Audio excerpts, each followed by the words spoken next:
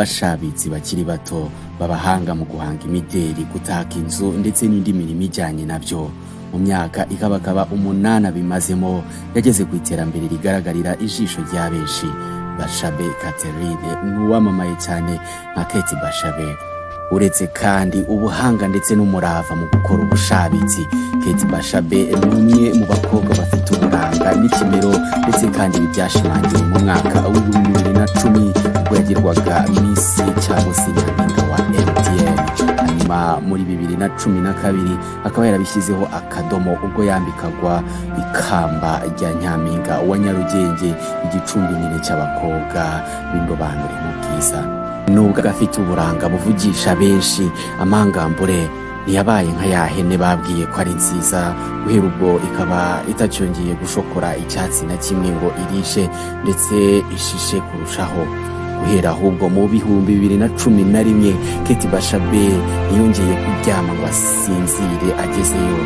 Ahoranaga nyine umutima uhagaze, ashakisha inzira zamuvana mu cyiciro cy'abakora bakarindira umushahara w'ukwezi. Kate Bashabe yatangiye urugendo rukomeye mu mwaka wa 2012, yahereye ku mafaranga yizigamiraga ku mushahara yakoreraga nyine icyo gihe. Tuganiriye nawe yaratubwiye ati, icyo gihe nahoraga mfite inyota yo kwikorera business yanjye. Nakundaga ibintu by'imideri, bityo ngira igitekerezo cyo gukora ibintu byo gucuruza imyenda. Nari mfite amafaranga nazigamye ku mushahara, ndavuga nti reka nyoherereze umushuti wanjye uba hanze andangurira imyenda. Kate Bashabe iby'ubwiza ndetse no kwita kuba ari nyampinga yabishyize ku ruhande.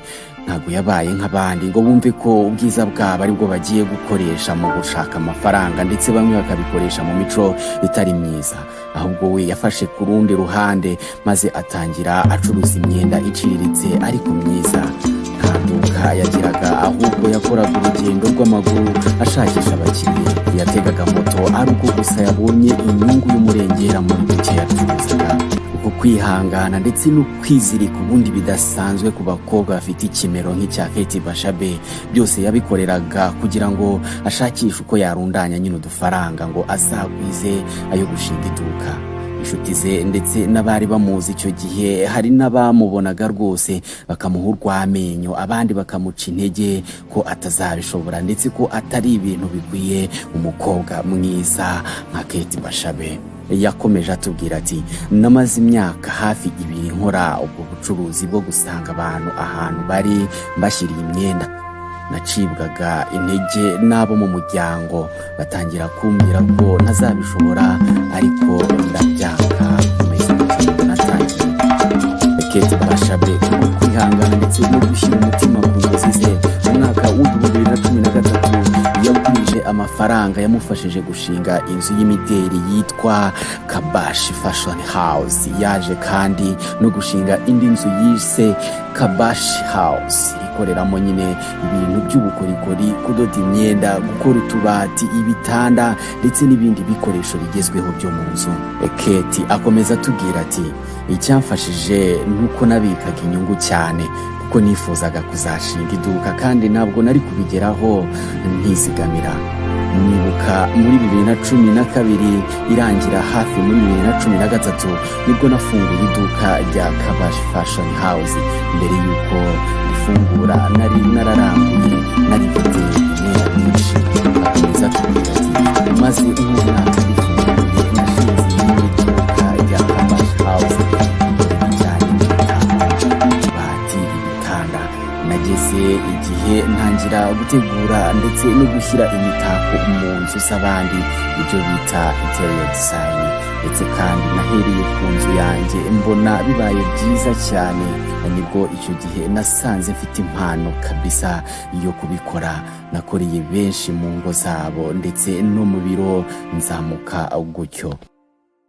Kate Bashabe ubu ngubu kabakaba mu myaka 33 amaze kugera kuri byinshi kandi intera ikomeye rwose mu byo guhanga imideri ndetse no gukora imitako yifashishwa mu nzu, ndetse n'ubucuruzi bwe bw'imyenda bwarungutse cyane ku buryo nawe ubwe yatangiye kwemera ko igishoro gito yatangiye kimaze kubyara byinshi, ndetse ubu ngubu amaze kuba umwe mu bakobwa rwose bafite agatubutse muri iki gihugu cy'u Rwanda, ndetse kandi byose bigenda bigaragarira mu bikorwa agenda akora ndetse n'imyidagaduro agenda agaragaramo, dore ko aranzwe cyangwa se akunze kurangwaho no gukunda umupira cyane, aho ajya afata urugendo rwose akajya kureba imipira yo mu bihugu byo hanze muri shampiyona y'Abongereza. Kate Bashabe kandi ntabwo amafaranga ye ayakoresha gusa mu kwidagadura ndetse no kugura izindi properties nyinshi ndetse no kwigwizaho ubutunzi bukabije cyane,